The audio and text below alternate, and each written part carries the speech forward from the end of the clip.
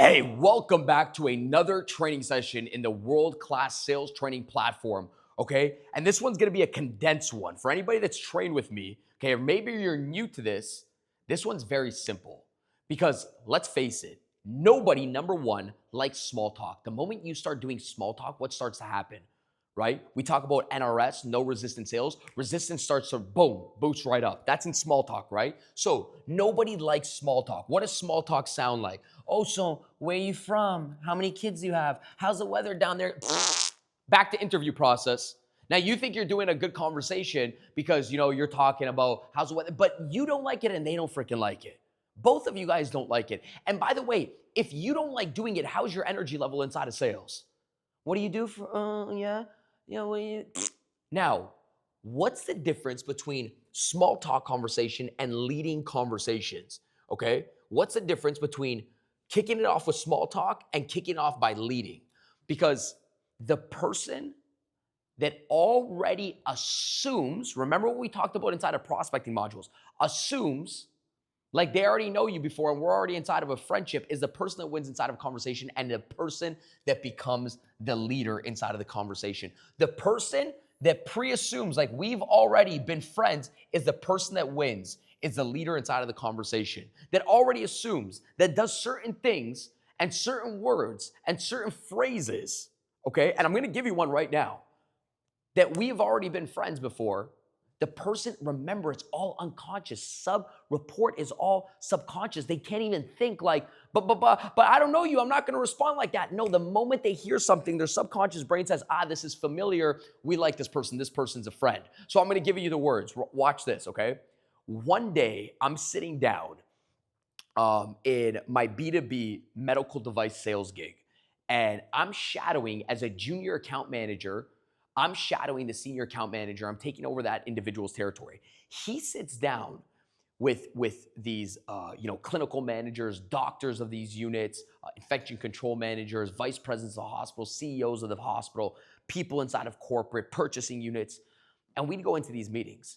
And one day I walked to this meeting. I'm like, so like how long do you know that lady for? We were inside with a clinical manager of this ward that she was managing inside of the hospital. We sold medical devices. He said, no, I just met her. I said, you just met her? I said, really? He said, yeah. I said, huh. I said, what's funny? And we'll just give him a name. I said, Bob, most people would think that you knew that individual for the last 40 freaking years, the way she talks to you and she opens up right away. And then I would start to reverse engineer his conversations. I'd say, it's interesting. I caught some words that you said. And he's like, which one? I said, like you'd open up and you just, boom, sit down and be like, so what's new? Talk to me. Boom, the person would start talking. Because most people that are awkward in conversations would be like, hi, nice to meet you. So I'm Bob and I work with XYZ Med. He would go right in for it. Watch this killer word right now. I want you guys to start using this. What's new? So what's new? Boom. Pre-assuming that you and I have already been friends. You wouldn't believe if you guys start using that on opening conversations, how you could just lead in right there and it just breaks the ice and breaks the resistance. I sit down, I see Bob. Hey, Bob, man, so what's new? What do you guys got going on? What's new? The person would start talking about we have this and inside of this and we didn't get the budget for that. It's the person. See, off language, off that one word, I could just say, hey, what's new? The person's already going to just start opening up.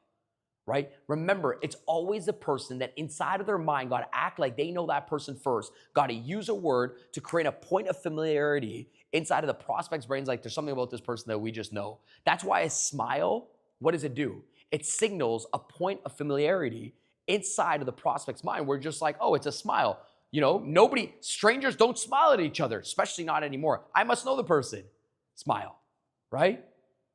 And even sometimes, we go levels deeper. You high five somebody, right? It's literally physical. When you're, hey, how you doing? High five, right? Tap the person on the back. How you doing? That's what friends do, okay?